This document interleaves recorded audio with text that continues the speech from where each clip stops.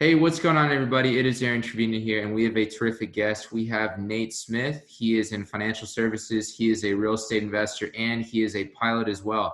How you doing, Nate? Hey, I'm doing great, Aaron. Thanks for so much for having me on.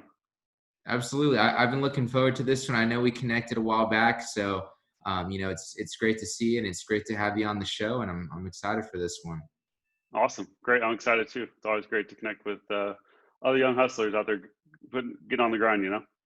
Yes, sir. Yes, sir. That's right. So I know I kind of gave you a little introduction about financial services, real estate, and you're also a pilot. But could you kind of introduce yourself for those of us who aren't too familiar with you?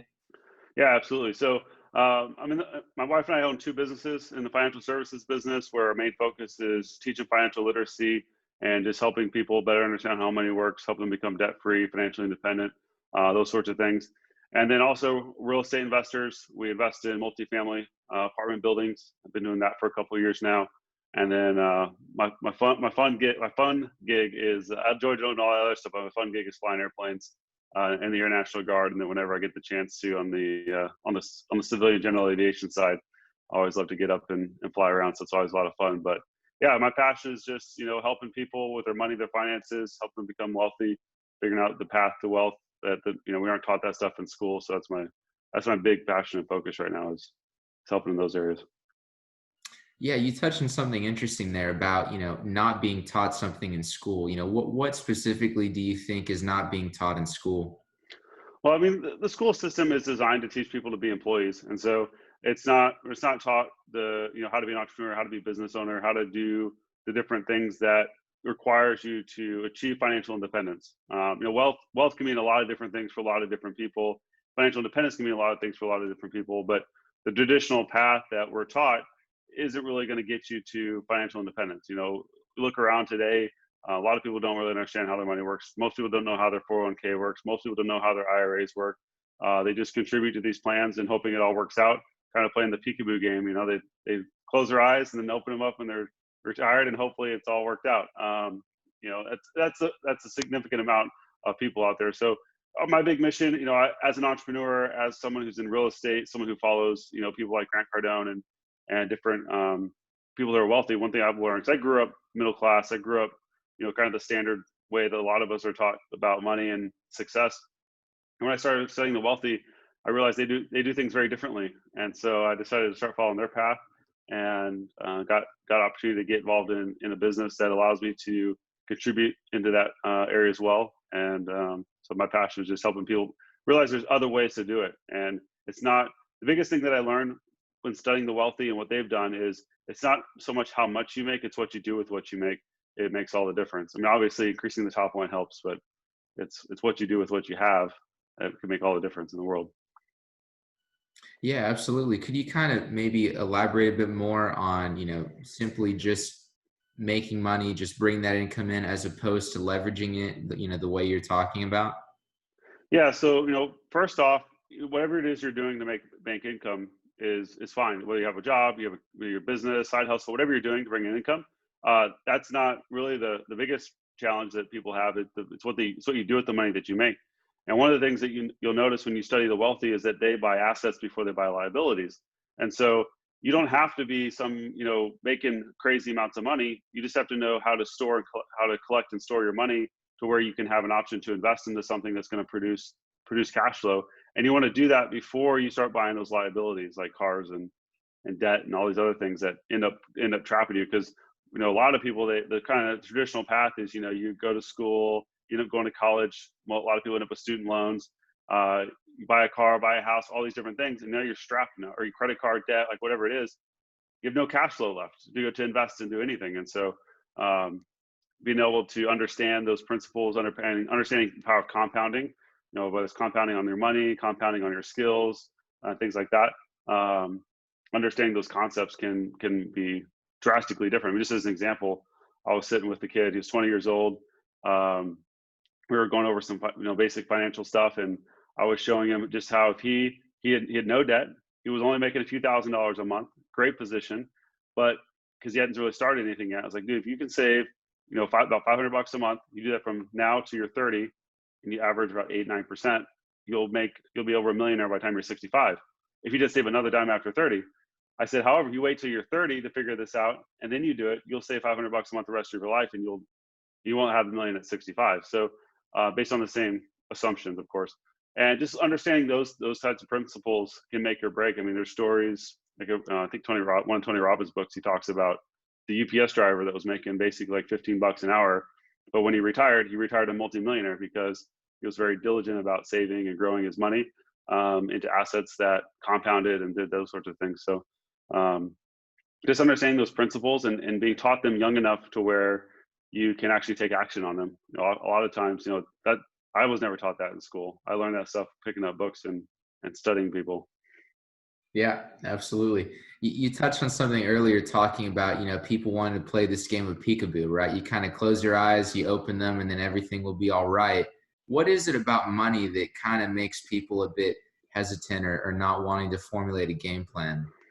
That's a good question. I grew up, I heard a lot of the money myths, money's the root of all evil, which really that's not, they leave out the one key word, the love of money. And, I don't know, I don't know what the stigma is. As I've gotten, as I moved out and I kind of got on my own and started doing my own research, my own study, I realized that money is just a tool. It's an instrument. It has no value unless you exchange it. Saving it just to save it doesn't do anything. Um, and it's really just a way to, meet. It's a way to meet people. It's a way to expand. It's a way to have experiences. It's a way to put food on the table. It's such an important piece. And I look back the way I was raised, and I look back at kind of the middle class of America, and most of the idea is money's not everything, right? You know, money's not the key to happiness. I know that most and everybody who's wealthy says about the same thing. It's just it is fun to have some nice things, but it's the impact that you can have when you have money. Because I look at middle class, they can take care of themselves, and that's about it. And you want to have a bigger impact. You want to be able to, contribute more to your church, be able to help. If you see someone in need, you want to be able to write that check and help them and not have to, it's not a huge burden. Those little things like that. That's stuff that excites me and kind of the reason why I wanted to get and figure out the wealth game and figure out success. And so that's what drove me to wanting to be an entrepreneur and a business owner and get into real estate, do all sorts of things. But yeah, it's a good question. I don't know really what the stigma is. I mean, I had it growing up for sure.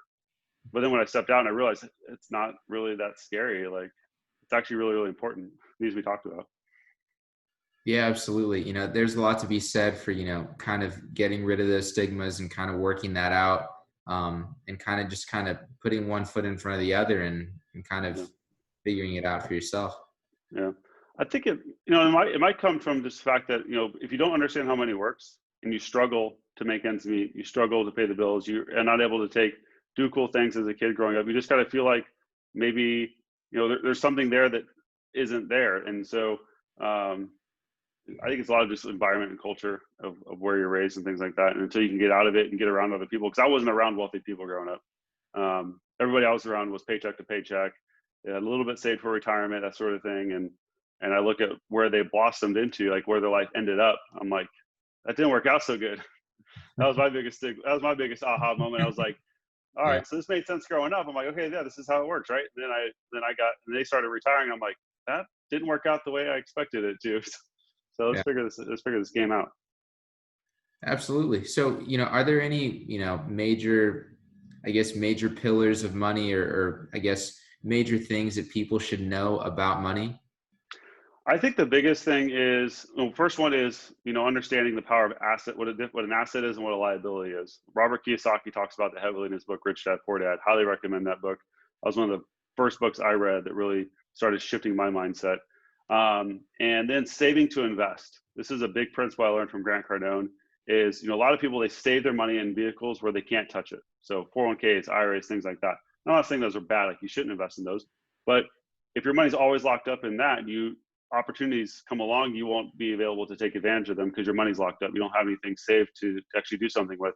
And a lot of times, if you want to invest in real estate, for example, and maybe you're an employee, but you want to invest in real estate someday, you need some cash to be able to do that. Yes, you can do it with other people's money, but if you don't have the money to do it, you better have the time to do it.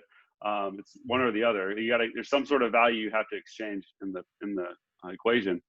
But I would say, I kind of lost my train of thought there for a second.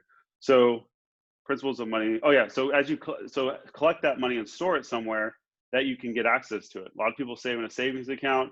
There's other vehicles out there that are really, really powerful that allow you to grow and accumulate money that you can still access and be liquid to leverage into other investments. One story that really has stuck with me for a long time is a story that Gary Vaynerchuk told about how he had an opportunity to invest in Uber multiple times, and it was a small investment, like $50,000. Not too many people have $50,000 liquid in savings, period, but he did. He had a lot more than that, but the point was he had the option and the opportunity to do that because he put himself in the right situation and he had the money to do it. He turned it down. But if you don't have the money liquid and you didn't save with the intention of I'm looking for an opportunity, you'll never find that opportunity. And so you can't just hope for it.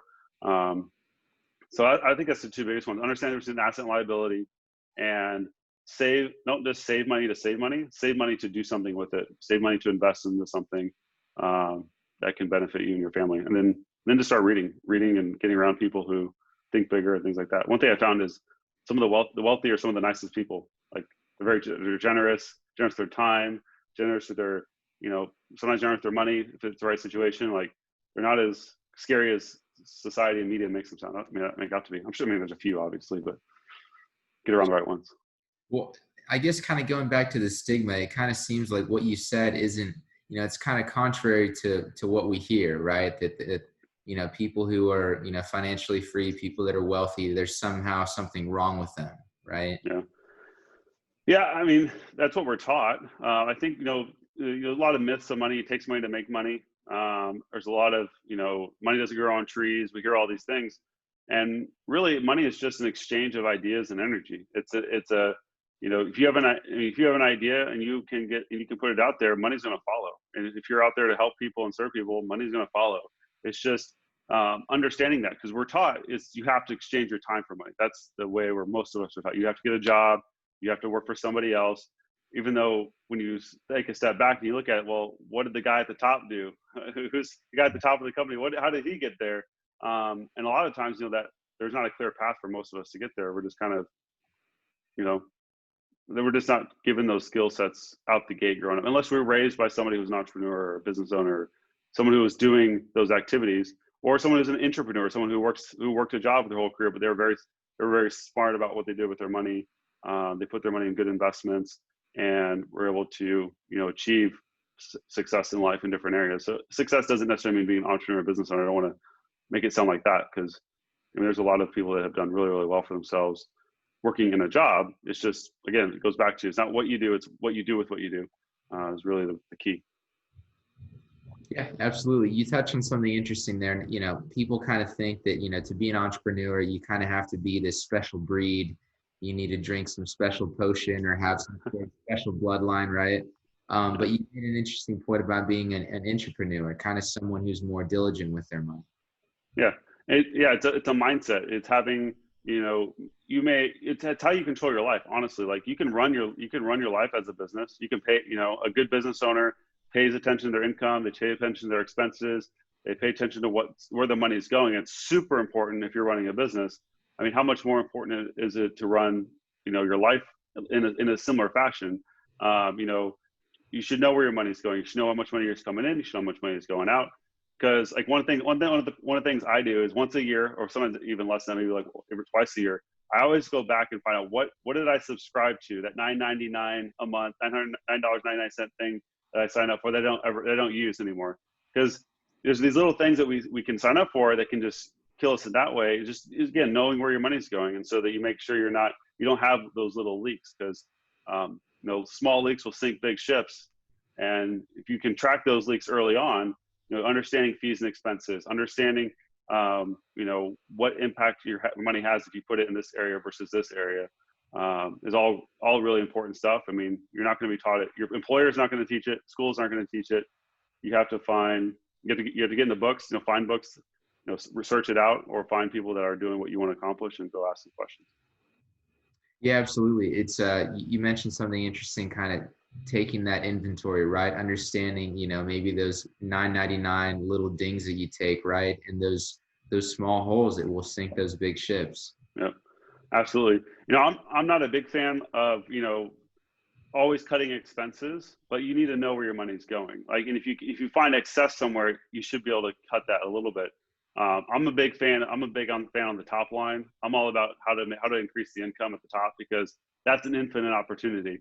On the downside, the expense side, I can only cut to zero. Once I hit zero, there's nothing else I can do. I mean, it's a finite option. And so, yes, you need to be on control of your finances, but I would say it's even more important to be more focused on how do I increase the top line. And that could be if you're working a job at you work. How can I do better at my job? How can I earn a bonus? How can I get a raise? How can I move into a better position to bring more money? And then when you do, you store that extra money that's coming in. You don't elevate your lifestyle to the next position that you just achieved.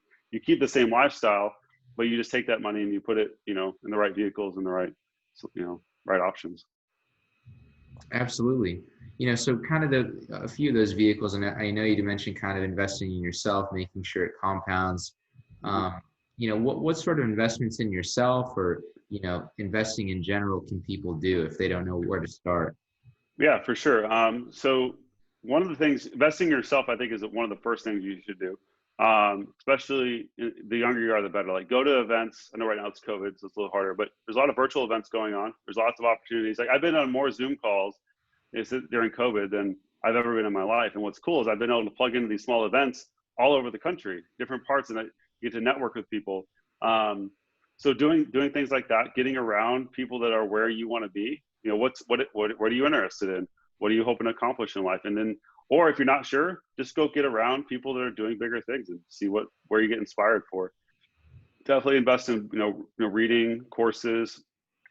If you have an idea what you want to do, go find the things that you need to help you get there. If you're not sure, just go explore. Especially if you're younger. Like, if you're younger, like, definitely I would recommend that for sure.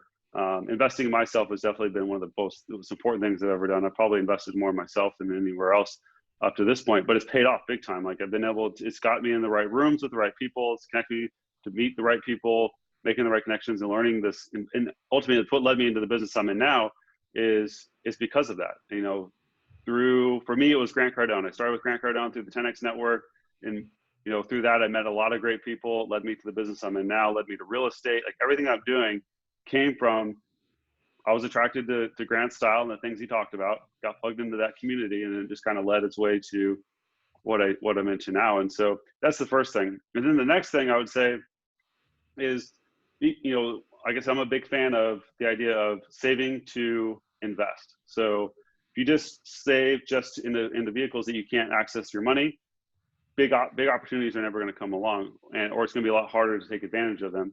So I recommend saving with an intention of being able to put that somewhere. Like, if I want to invest in a real estate someday, I'm saving my money to be able to do that. And there's vehicles out there that are really good. One of my favorites, one thing that I specialize in my financial services business, is helping people get into basically their own personal, like, private banking strategies, where you can invest into, invest isn't the right word.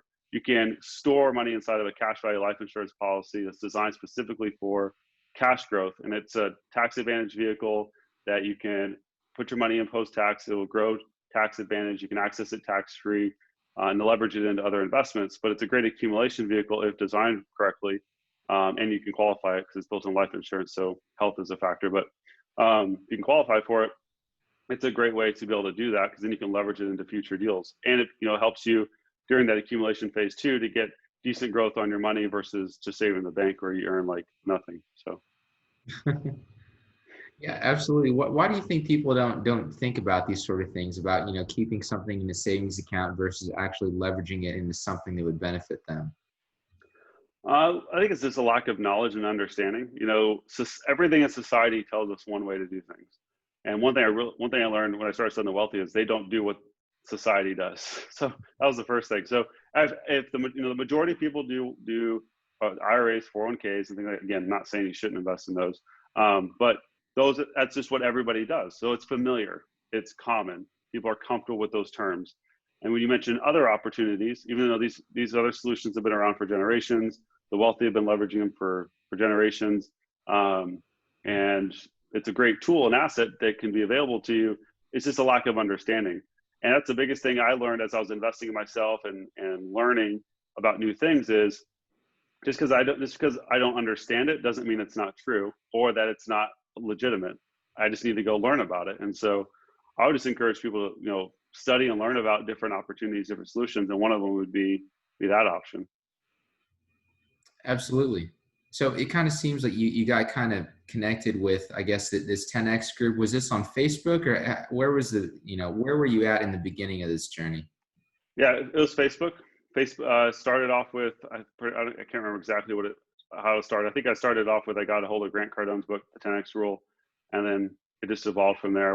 Been a couple of the GrowthCon events, and I was part of the ambassador program that he had a couple years ago, and then they're doing a 10X challenge group right now that I've been a part of, and it's just a great way to get around people that are motivated, hungry, that are just doing things, doing big things. They're not just sitting around, watching Netflix and just kind of letting life pass by. So Yeah. not to say there's nothing wrong with that, but it's not for me. No, that's there's a lot to be said for that, just kind of wanting a bit more, right? Not being so satisfied with, Mhm. having a few of those beers after work, or, watching Yeah, that series, right? yeah, yeah. I think it just comes down to, I mean, work hard and earn it. I think. I mean, for me, it's about that, and also, you know, I just want to have a bigger impact in life outside of just my own personal sphere. Like, yeah, I want to take care of my family and I want to have cool things, and I love flying airplanes and those are expensive, but I want to have a bigger impact on my society and my community and things like that. And I just realized I could not accomplish that going down the traditional path of way life where a lot of people go throughout life. And not just like I said, it's not what you do, it's what you do with what you do. So like I said, you can be very successful and have a big impact doing the traditional way of doing things. It's just more about it's really about mindset and how you handle the opportunities and the cards you have in front of you. And then understanding if you don't like your deck of cards, reshuffle them and pass them back out again. Yeah, yeah. No, it's neat how, you're, from your perspective, it's more about how, I guess, real estate or your financial knowledge, it's more of a vehicle to be able to give back. Yeah, exactly. I mean, so for example, I love the financial services business I'm in because we're impacting lives on one of the most important things that people deal with. I mean, financial struggles is the leading cause of divorce. It's the leading cause of a lot of struggles for a lot of people. And if you can just teach them the basics and give them a strategy to follow, you can completely revolutionize someone's trajectory in life. I mean, you could change generations by doing that. And so that's really rewarding. And then we love the multifamily and the investing space as well, because we get to go in, we focus on kind of the lower class properties that are beat up, that they're good bones, but they're not been well taken care of. And so the last property we bought had a lot of drug dealers inside of there. It was, people wouldn't use the laundry room because it was just nasty. And we went in there, we fixed it up, we cleaned it up, cleaned up the units, put a nice little office on there, got it well lit. And now when we go visit, we check it out. The kids are out playing on the playground. People are out about around the property. Whereas before, when we first were looking at it, no one was out. People were they're always looking out their window to see what's going on. You could tell people didn't feel safe. Now people feel safe in that community. That's a really rewarding thing for us to be able to go out and do that as well. That's a big reason why we do multifamily. It's more about, yes, I know it's a great wealth strategy. Long term, it'll do really well for us there, but it's also improving communities and helping people have better places to live, safer places to live, and things like that. Sure, absolutely. There's a lot to be said for, taking a piece of dirt and building on it, or taking, an existing property, fixing it up and making it into something that's that much better. Yep. Yeah, exactly. I mean, we've gotten a lot of compliments from other property owners around us. Like, man, thank you so much for running that property. Like, you not only, because we've also improved our neighbors' properties as well, just by improving ours. Because now, you don't have crazy people running through their property, running away from our property and things like that. So yeah, it's just improved. It feels good to improve a whole community, and not, yeah, you're improving the property you're in, but you're also impacting your local community around it too. So it's a lot. We really get a lot of enjoyment out of that. Yeah, absolutely. So, when I guess, when you're going in and you're going to do that rehab, what are some things that you're kind of looking for when you're evaluating a multifamily property? So, good question. So we're looking for good bones. We want a property overall that the structure is solid. I want properties that aren't too old. I like, probably newer than 1970s. Older than 1970s, start getting into just the piping and the electrical and asbestos can be a challenge. Like all those little things, we don't want to deal with those. We typically go with properties that are after those things were outlawed. And then from there, it's, what we look for is, poor management. That's like the first thing we look for is, does it look like it's being run well? If it's not, that's a huge like green flag of we should check that out.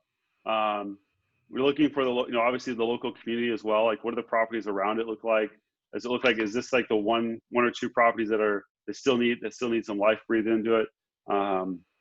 Things like that. But and then once we get into the properties, it's finding out, making sure that there isn't many crazy structural stuff. You're analyzing the T12, you're looking through all the numbers and things like that. But as long as the bones are really good and there's, below market rent's another big thing we look for. Like the last property we got, it was just badly managed, below market rent. All the units had never been upgraded at all. And so there's a huge opportunity there. So that's what we look for. We look for those value add opportunities. And as long as the bones are good, and the numbers work out, and they're not asking too much money for it. Absolutely. So are you, what are kind of the size of the projects that you're looking for? Are they smaller, or do you have a range that you go for? Yeah, we're currently doing it in the 36 to 100 unit range. That's our primary focus. We focus more on smaller JV deals versus like larger syndications right now. Maybe eventually we'll get into syndications, but we like dealing with, smaller group of investors and a smaller group of people on that side of it. And right now we're kind of just getting comfortable with the smaller stuff. And then I think as we get more experience, we'll step up into bigger properties eventually. But yeah, we're mostly focused on the smaller deals right now. Sure, absolutely. So, kind of transitioning back, I have to ask you, I know you mentioned how you're a pilot as well. Could you kind of, touch on, maybe when you first started flying or how you Yeah. eventually got into aviation? Yeah, so aviation's been a passion of mine since I was a kid. I grew up watching, Top Gun and all the different movies. If it was flying related, I watched them obsessively. And so that drove a pretty good, strong passion for wanting to fly. Every opportunity I got growing up, which wasn't a lot, I would go up with friends and stuff like that just to get the taste. And then I had a passion to ultimately I wanted to fly for the Air Force someday, and I made that dream come true. I decided to go the Air National Guard route, or the part-time route, because I knew I had ambitions to want to be a business owner and be an entrepreneur and have another career as well. And so I couldn't do that on active duty full time. But yeah, and then I just started, I got into aviation. I was fortunate I used my post 9/11 GI Bill because I was prior enlisted for a while, and was able to use that to help cover a lot of aviation expenses on the civilian side. So I was able to get most of my civilian ratings, and I love it. My big personal goal, I posted on Facebook the other day. Some people want Lambos and Ferraris. I just want a MiG-29 fighter jet.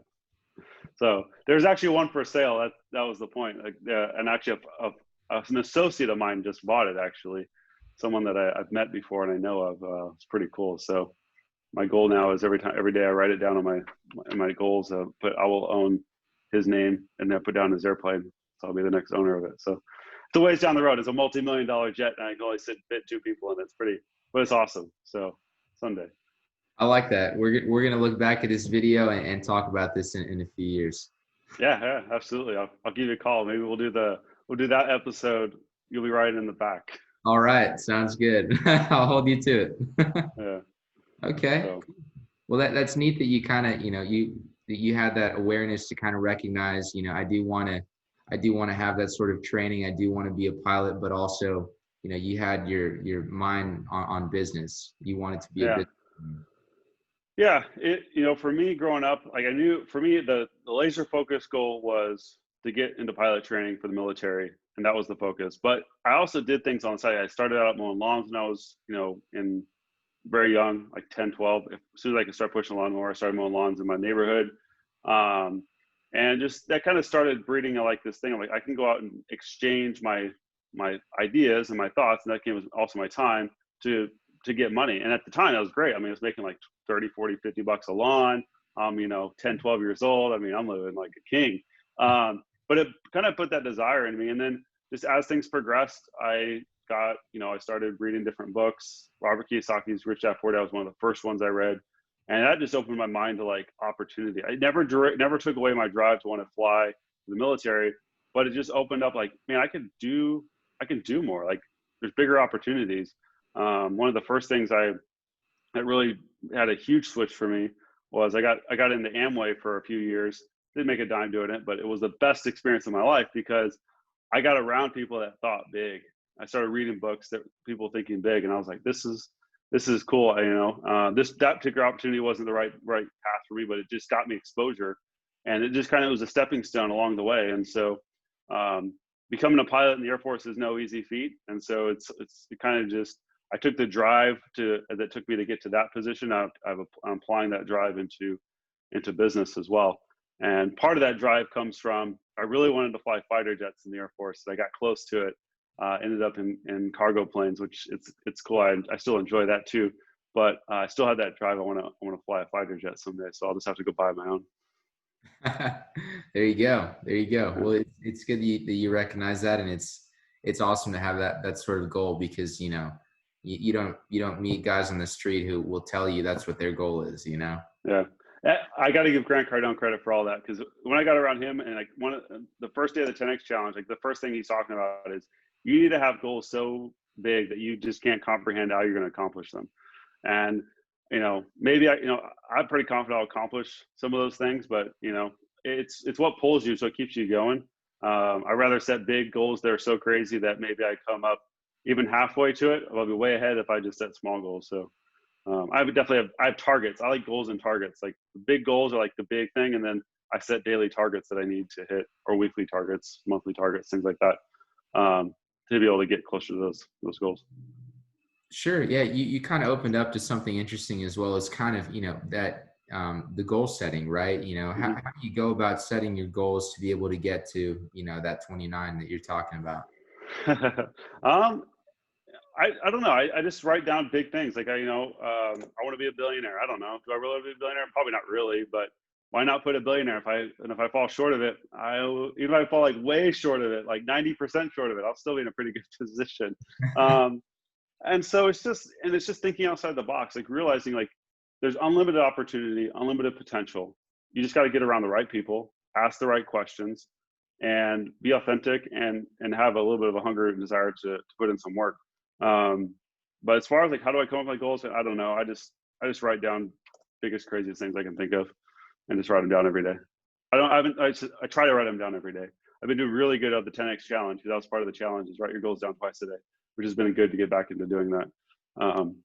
But it definitely makes a difference when you keep your mind on something. Like growing up, my goal was to be a pilot in the military. Like everything I did, like I read every book I could get my hands on. I would go hang out with pilots and talk to them. I would do everything I could to get around the environment so that I would block out any naysayers of me being able to accomplish that goal. And same thing as I've come into business is one of the most important things you'll find, because if you start going down a different path than what you're growing up with, everybody in that what you grew up with they're gonna love you, but they're gonna say things that are gonna be kind of negative. You're working too hard, you're doing this, you're doing that.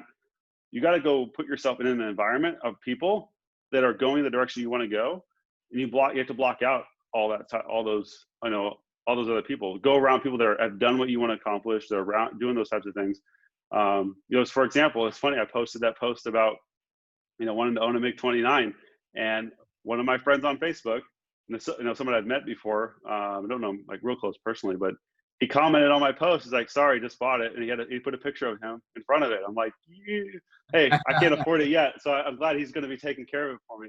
But it's just putting yourself in environments of people that help block out that hate, because you can immediately go to, I know what you're saying, but I see what that guy did, or I see what that lady did, I see what that person did, and they're cool and they're normal and they're not like some big scary evil person because they accomplished it. So environment's huge, especially if you have any ambition to get something a little more out of life. You gotta control that environment. That's definitely what's tough for some people too. Is that there's so much negativity around. You look on your phone, you look on TV, you look on your computer. Maybe someone's not living in the best circumstances, in the best family or environment. How can they purposefully put themselves in a better environment to get to that next step? Well, nowadays it's actually really easy. Before you had to go to events and go to seminars. Now you can plug in, like you can control your environment online. Get into Facebook groups, like the 10x group was one of the things for me. And then I got into multifamily investing, so I got into the multifamily investing groups, getting around other successful investors. Whatever that is, you just have nowadays. I'll just controlling your social media is huge. I saw Lewis Howes. He posted a really great post the other day. He goes, "Don't be afraid to unfollow somebody if it doesn't fit in line with what your goals are. If it's pulling you back and not pulling you forward, or pushing you back, not pulling you forward, just unfollow. Like, Yeah. get rid of it off your feed, and things like that. And then the next thing is books. You don't have to be a voracious reader, but picking up some books every now and then. Personal development books. 10x Rule is a great one. I love all Grant's stuff. Robert Kiyosaki's are a great, he's got a lot of great material out there, things like that. But that's, for right now, for a lot of folks, getting into Facebook groups. And if you do that, you'll eventually find opportunities. Like, I do a lot of virtual events through Zoom, and a lot of times they're just networking events. And then from there, go into events too. Don't be afraid to spend money to go to an event. I've, 10x Growth Con, things like that. Like, one of the biggest things about those events is most people think I'm going to an event to hear speakers and to see this production. Like, no, you're going there to meet people, get around people that are, if you're all going to the 10x event and you're ambitious, everyone else is there, kind of got the same mindset. You're going there to meet and connect with people to see if you can find that person that you can help and that they can help you, and then you can, get to the next level together. So you won't find that just in your normal environment unless you happen to be raised in that type of environment. Yeah, absolutely. You touched on something pretty good there, kind of saying blocking out the negativity. And a reminder of something that I had heard is that, echo chambers aren't so bad. It's just a matter of creating your own echo chamber, That's great. I love that. I'd not heard that one before, but yeah, it's totally true. Yeah. Yeah. I like that. So kind of, I know you kind of spoke a bit about, the 10X rule and kind of the impact that Grant has made on you, your mindset. Could you kind of explain a bit of the financial services you offer, or, Yeah. what are you looking, what are you looking to offer to people that can help them? Yeah, absolutely. I'd love to. So, big broad picture of my agency, the main focus is on helping teach people how money works. So we offer free education and information on the basics of finance. Our goal is to put our clients in the driver's seat. So we Wall Street and all those, they want you to think money's too complicated. You can't do it yourself. Like, let us let the professionals handle it.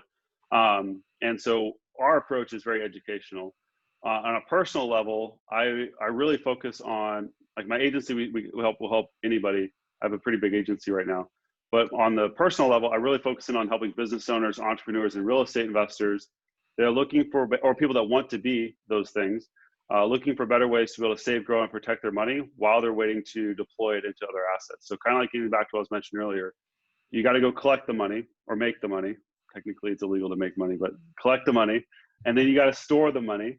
I like the word store versus save, because save, it tends to be like you just save it to save it. I like storage, like you're storing it for a specific purpose, and then helping them grow that money to be able to get into something else. So basically, that strategy is a max funded cash value life insurance policy.